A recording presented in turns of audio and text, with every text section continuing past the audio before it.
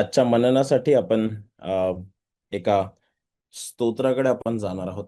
जेव्हा आपण स्तोत्र जेव्हा आपण पाहतो, जेव्हा आपण स्तोत्र संहिता आपण जेव्हा वाचतो, अनेक वेळा स्तोत्र हे असं असं पुस्तक आहे जे आपण घाईमध्ये वाचतो किंवा कुठे जाताना आपण त्या त्या स्तोत्रांकडे आपण पाहतो.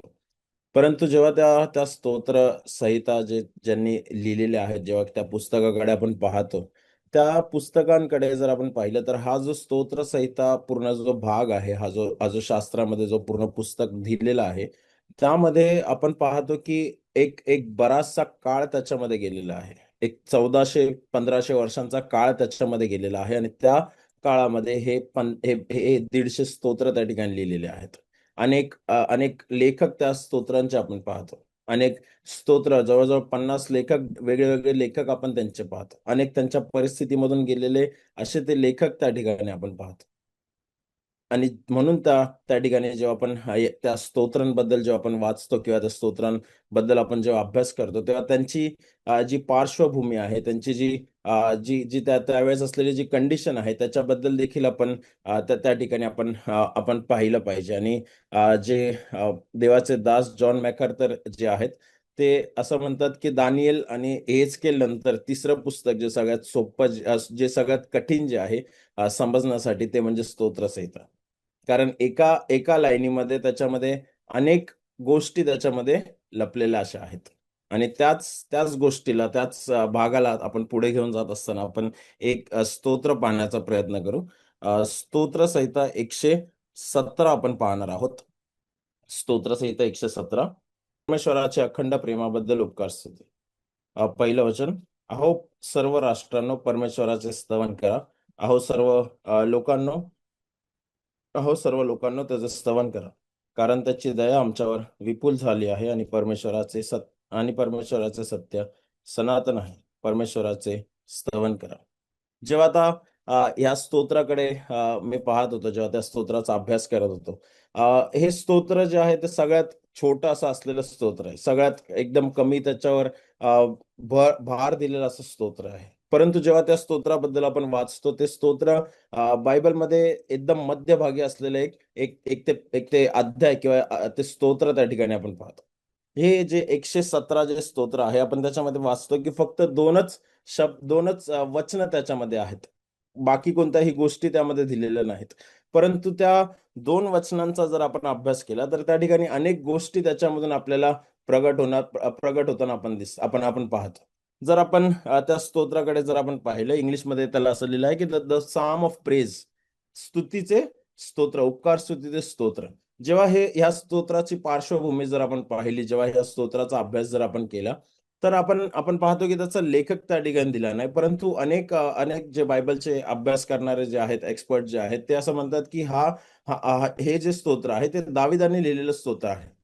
जेव्हा दावीद त्याच्या राजसनावर होता, जेव्हा तो राजा म्हणून होता, तेव्हा त्याने हे स्तोत्र लिहिलेलं असं होतं.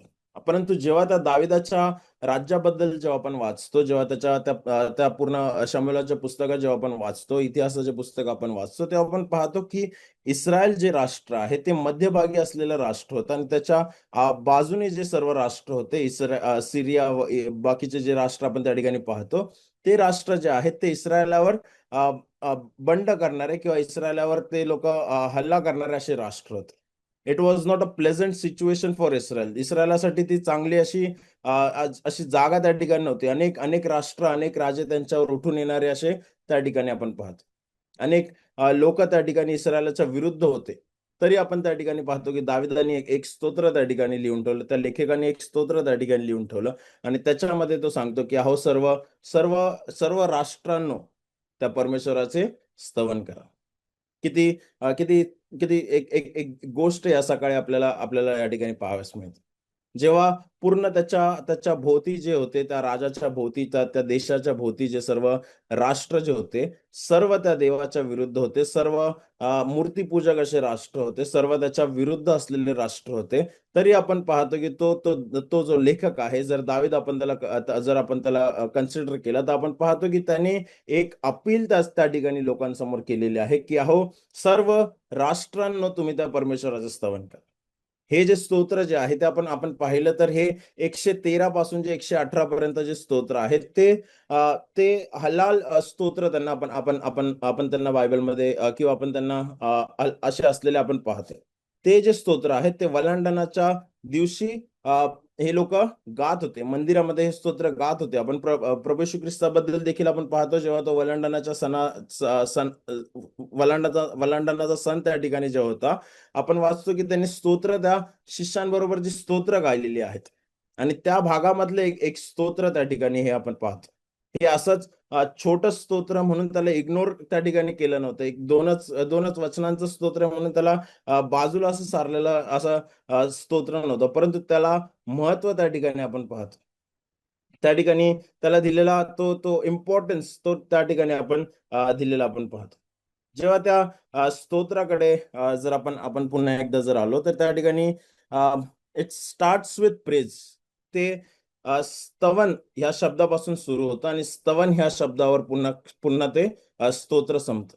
आपण इंग्लिशमध्ये जर त्याला पाहिलं तर तिकडे लिहिलं आहे की praise the Lord. It starts with praise the Lord. तर पूर्ण अपील त्या ठिकाणी आपण वाचतो की त्या परमेश्वराचे स्तवन करा. नंतर त्या स्तोत्राचा शेवट देखील आपण तसाच त्या ठिकाणी पाहतो. त्या ठिकाणी पुन्हा तो म्हणतो की अहो अहो sir he says that praise the Lord. परमेश्वराचे स्तवन करा. फक्त त्या ठिकाणी जर आपण मोजून काढले तर 15-16 वाक्य त्या ठिकाणी आहेत. परंतु त्या ठिकाणी एक मोठा संदेश त्या ठिकाणी दाविदाने दिलेला आहे किंवा त्या लेखकाने त्या लेखकाने आपल्याला दिलेला आहे. जर आपण त्याच्यामध्ये आणि अजून जर पाहिलं तर त्या ठिकाणी पहिलं वचन दिलेलं आहे की पहिलं वचन त्या ठिकाणी आपण पाहतो तर ते पहिलं वचन जे आहे it is called as global invitation. एक पूर्ण राष्ट्राला त्या ठिकाणी निमंत्रण दिलेलं आहे. पूर्ण जगाला त्या ठिकाणी निमंत्रण दिलेलं आहे. आणि जर दुसरं वचनाचा अभ्यास जर आपण केला तर त्या ठिकाणी आपण आपण वाचतो की it is a grand explanation. ते त्याचा त्या त्या त्या इन्व्हिटेशनचा त्या निमंत्रणाचा एक एक कारण त्या त्या लेखकाने त्या ठिकाणी दिलं. जर पहिलं वचन जर आपण पाहिलं तर त्या ठिकाणी लिहिलंय की अहो सर्व राष्ट्रांनो परमेश्वराचे स्तवन करा. अहो सर्व लोकांनो त्याचे स्तवन करा. या वचनामध्ये आपण पाहतो की एकच गोष्ट तो लेखक अनेक वेळा त्या ठिकाणी सांगतो. तो म्हणतो की त्या परमेश्वराचे स्तवन करा. अहो सर्व राष्ट्रांनो त्या परमेश्वराचे स्तवन करा. का करा? कशाला करा? त्याच्याबद्दल तो पहिल्या वचनामध्ये त्या ठिकाणी सांगत नाही. परंतु एक एक इन्व्हिटेशन किंवा एक निमंत्रण तो त्या ठिकाणी देत आहे, की तुम्हाला काहीतरी करायचं आहे, आपल्याला काहीतरी करायचं आहे. ते ते म्हणजे त्या परमेश्वराचे स्तवन त्या ठिकाणी करायचं आहे. जेव्हा दुसऱ्या वचनाकडे आपण येतो, त्या ठिकाणी आपण पाहतो, की it it talks about the explanation. त्या ठिकाणी तो त्या त्या त्या इन्व्हिटेशनचा किंवा निमंत्रणाचा त्या ठिकाणी अर्थ त्या ठिकाणी तो समजवतो. ते दुसरं वचन जर आपण पाहिलं, तर त्या ठिकाणी लिहिलंय, कारण त्याची दया आमच्यावर विपुल झालेली आहे आणि परमेश्वराचे सत्य सनातन आहे. परमेश्वराचे स्तवन करा. त्या ठिकाणी त्या त्या त्या इन्व्हिटेशनचं किंवा त्या आमंत्रणाचं कारण तो त्या ठिकाणी सांगतो. तो त्या ठिकाणी म्हणतो, की त्याची दया आमच्यावर झालेली आहे. परंतु ती कशी झालेली आहे? विपुल अशी त्या ठिकाणी झालेली आहे. दुसरं कारण तो त्या ठिकाणी सांगतो, की जर जर आपण त्या ठिकाणी पाहिलं तर त्या ठिकाणी सांगतो, की त्याची दया विपुल झालेली आहे आणि त्याच्यामुळे परमेश्वराचे आपण काय केलं पाहिजे? स्तवन त्या ठिकाणी केलं पाहिजे. या या 2 वचनावर आज आज आपण आज आपण मनन करणार आहोत. जेव्हा आपण आपण पाहतो, की हे जे स्तोत्र जे आपण वाचलं, हे जे स्तोत्र जे आपण पाहिलं, त्या ठिकाणी आपण पाहिलं, की अनेक राष्ट्र त्याच्या विरुद्ध होते. अनेक मूर्तिपूजक राष्ट्र त्याच्या विरुद्ध होते. परंतु त्यामध्ये देखील तो दावीद किंवा तो जो लेखक जो आहे, तो त्या ठिकाणी त्या लोकांना आमंत्रण देत आहे. त्या ठिकाणी फक्त इस्रायलाला तो सांगत नाही, परंतु पूर्ण जगाला तो त्या ठिकाणी सांगत आहे, की तुम्ही त्या परमेश्वराचे स्तवन करा. त्या दाविदाबद्दल जर आपण वाचलं, जर त्या दाविदाबद्दल जर आपण पाहिलं, तर दाविदाचं जीवन देखील अनेक अनेक वर्गखाली असलेलं जीवन आपण त्या ठिकाणी पाहतो. परंतु दावीद त्या ठिकाणी स्वतः तो राजा असतानाही आपण पाहतो, की तो फक्त त्याच्याच राज्यासाठी नाही, तर पूर्ण जगासाठी तो त्या ठिकाणी सांगत आहे. एक एक प्रॉफेसी किंवा एक भविष्यवाणी त्या ठिकाणी तो करत आहे. जे पाप आपण पाहतो, जी गोष्ट जी आदम आणि हव्वेच्या जीवनामध्ये आपण पाहतो, उत्पत्ती ह्याचा पहिला अध्याय आणि दुसरा, तिसरा अध्यायामध्ये जे आपण पाहतो, मानवाचं पतन त्या ठिकाणी झालेलं आपण पाहतो. त्या ठिकाणी आपण पाहतो, की देवाची कृपा त्या ठिकाणी आपल्याला दाखवण्यात आली. की देवाने कशा प्रकारे मनुष्यावर कृपा केलेली आहे, देवाने कशा प्रकारे मनुष्याचा नाश त्या ठिकाणी केला नाही, परंतु देवाने एक कोकरा त्या ठिकाणी निवडला, एक देवाने कोकरा त्या ठिकाणी कापला, एक एक त्या ठिकाणी आपण पाहतो की रक्त त्या ठिकाणी देण्यात आलं आणि त्याच्या मधून त्या त्या त्या त्या त्या वस्त्रांनी आपण पाहतो की त्या आदामांनी हवेला त्या ठिकाणी झाकलेलं आहे. आणि तीच गोष्ट या ठिकाणी दावीद किंवा हा लेखक देखील आठवण आठवण करून देत आहे. तो त्या ठिकाणी म्हणतो की त्याची कृपा आमच्यावर विपुल झालेली आहे. ती आधीच झालेली आहे. ती आता परत होणार नाही किंवा ती यायची आहे असं त्या ठिकाणी तो सांगत नाही. जरी त्या ठिकाणी आपण पाहतो की प्रभू येशू ख्रिस्ताबद्दल ह्या जुन्या करारातील लोकांना माहिती नव्हतं. त्यांना त्या तारणाचा त्यांना अनुभव नव्हता. त्यांना त्या तारणाबद्दल कळालेलं नव्हतं. तरी आपण आपण त्या ठिकाणी दावीद त्या ठिकाणी म्हणतो की तो जो लेखक आहे तो त्या ठिकाणी म्हणतो की ही जी दया आहे, ती कशी विपुल जी दया आहे, ती आपल्यावर आधीच झालेली आहे. त्या आदामानी हवेने जेव्हा पाप केलं, तेव्हा जी कृपा झाली, त्या कृपेबद्दल तो त्या ठिकाणी आठवत आहे. त्या दयेबद्दल तो त्या ठिकाणी आपल्याला सांगत आहे. त्या दयेची आठवण तो त्या ठिकाणी करत आहे. तो म्हणतो, की ती दया आपल्यावर आधीच होऊन गेलेली आहे. ती विपुल अशी दया झालेली आहे. आणि तेच तेच एक कारण त्या ठिकाणी तो आपल्याला सांगत आहे. तो जर आपण त्याला आपण त्याला वाचलं तर इंग्लिशमध्ये त्याला लिहिलंय, की आणि for his loving kindness is great towards अस. त्याची दया आपल्यावर विपुल झालेली आहे. आणि दुसरी गोष्ट तो त्या ठिकाणी सांगतो, की त्याचा and the truth of the Lord is everlasting. जी देवाची जी सत्यता आहे, ती पिढ्यानपिढ्या अशी आहे. देव कसा आहे तो त्या ठिकाणी तो प्रगट करत आहे. देव कसा आहे तो त्या ठिकाणी तो हा लेखक आपल्या समोर ठेवत आहे. देव तो म्हणतो की देव हा कसा आहे विपुल अशी कृपा दया करणारा देव आहे. त्यांनी ती करून ठेवलेली आहे. त्यांनी ती झालेली आहे. ती ती त्यांनी आधीच त्याच्या नियोजनाप्रमाणे त्यांनी ती विपुल दया करून ठेवलेली आहे. झालेली दया त्या ठिकाणी तो आपल्याला आठवण करून देतो आणि त्याचबरोबर तो जेव्हा सत्याबद्दल सांगतो, सत्य truth when he talks about truth, तेव्हा आपण वाचतो की तो त्या ठिकाणी म्हणतो की त्याची सत्यता पिढ्यानपिढ्या आहे. ही झालेली सत्यता एज अ ट्रुथ जे आहे, जे सत्यता जी आहे, ती झालेली सत्यता म्हणून तो सांगत नाही. परंतु सत्यतेबद्दल तो सांगत असताना तो म्हणतो की ही पिढ्यानपिढ्या चालणारी अशी सत्यता आहे. जी विपुल कृपा जी आहे ती झालेली आहे. ती ती देवाने त्यांनी करून ठेवलेली आहे. त्यांनी मानवाचा नाश त्या ठिकाणी केला नाही, परंतु मानवाला त्यांनी त्या ठिकाणी जीवन दिलेलं आहे. आपण पाहतो की आपण पूर्ण रेफरन्स सगळे काढणार नाहीत, परंतु आपण पाहतो की त्या प्रभू येशू ख्रिस्ताद्वारे आपली निवड झालेली आहे आणि ती जगाच्या स्थापनेपूर्वीच त्यांनी करून ठेवलेली आहे. जगाच्या स्थापनेपूर्वीच त्या देवाच्या योजनेमध्ये होतं की मी ह्यांच्यावर प्रेम करणार आहे, ह्यांच्यावर दया करणार आहे. आणि जगाच्या स्थापनेपूर्वीच आपण वाचतो की तो कोकरा वधला गेला आहे. त्या कोकराला मारण्यात आलेलं आहे. जरी आपण प्रभू श्री ख्रिस्ताबद्दल नंतर वाचतो, परंतु शास्त्र आपल्याला सांगते की जगाच्या before the foundation of the world the lamp was slain on the cross. त्या जगाच्या स्थापनेच्या पूर्वीच आपण पाहतो की त्या त्या कोकऱ्याला वधण्यात आलं होतं. जगाच्या स्थापनेच्या पूर्वीच आपल्यावर दया करण्यात आली होती. जगाच्या स्थापनेच्या पूर्वीच त्या प्रभू येशू ख्रिस्तामध्ये आपल्याला निवडून घेतलं आहे. आणि तीच आठवण तो या ठिकाणी आपल्याला आज सकाळी करून देत आहे. तो त्या ठिकाणी म्हणतो, की त्याची जी विपुल दया जी आहे ती आपल्यावर झालेली आहे. It is done. ती एकदा त्यांनी करून ठेवलेली आहे. देवाने ती दया केलेली आहे. परंतु जे सत्य त्या देवाचं आहे, ते कसं आहे, ते पिढ्यानपिढ्या टिकणारं असं सत्य आहे. तो सत्य बदलणारा देव नाही. तो त्या सत्यावरून हलणारा असा देव नाही. त्यांनी एकदा जर सत्य प्रगट केलं, तेच सत्य तो पिढ्यानपिढ्या पुढे नेणार आहे. तेच सत्य तो सारखा तो आपल्या समोर आणून ठेवणार आहे.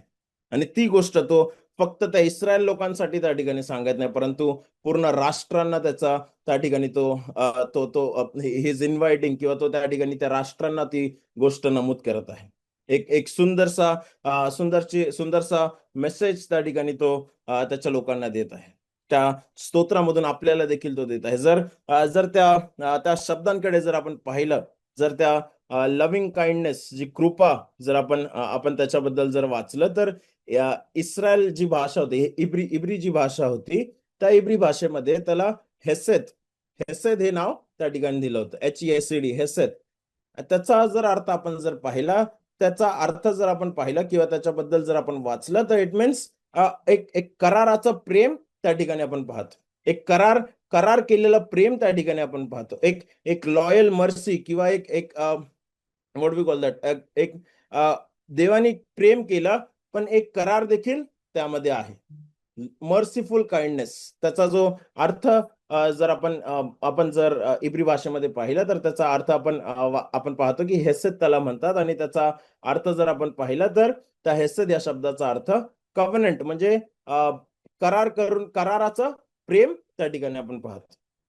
एक करार म्हणजे जेव्हा आपण बायबलमध्ये वाचतो तर there are two different things. दोन व्यक्तींमध्ये तो करार नेहमी त्या ठिकाणी होतो.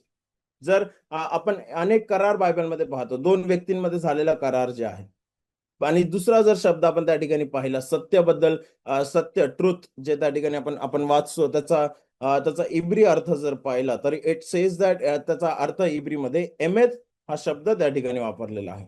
एमेथ, EMET, एमेथ. त्याचा अर्थ जर आपण पाहिला तर आपण त्या ठिकाणी वाचतो की फेथफुलनेस, किंवा ज्याच्यावर आपण भरोसा करू शकतो, ज्याच्यावर आपण आपला भरोसा, truth, sorry, we can rely on them. आपण त्यांच्यावर निर्भय राहू शकतो.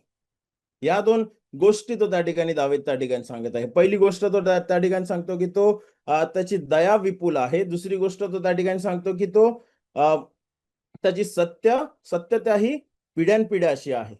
जेव्हा ह्या दोन दोन दोन शब्दांकडे किंवा ह्या दोन गोष्टींकडे जे जे त्या लेखकांनी अनेक वर्षांपूर्वी त्या ठिकाणी लिहिलं होतं, अनेक वर्षांपूर्वी त्या इस्रायल लोकांना त्या ठिकाणी सांगून ठेवलं होतं. फक्त इस्रायल नाही तर आपण वाचलं की पूर्ण राष्ट्राला त्या ठिकाणी त्यांनी सांगून ठेवलं होतं. त्या दोन गोष्टी आपण पाहतो की त्या प्रभू येशू ख्रिस्तामध्ये पूर्ण केलेल्या अशा त्या गोष्टी आहेत. द लव्हिंग काइंडनेस, जी दया जी आहे ती त्या प्रभू येशू ख्रिस्तामध्ये ती पूर्ण झालेली आहे. जी जे जे जे जे जे प्रेम आपल्यावर झालेलं आहे त्याचा प्रगट करण्याचा जो जो मार्ग जो होता तो आपण पाहतो तो प्रभू येशू ख्रिस्ताद्वारे देवाने प्रगट केलेला आहे.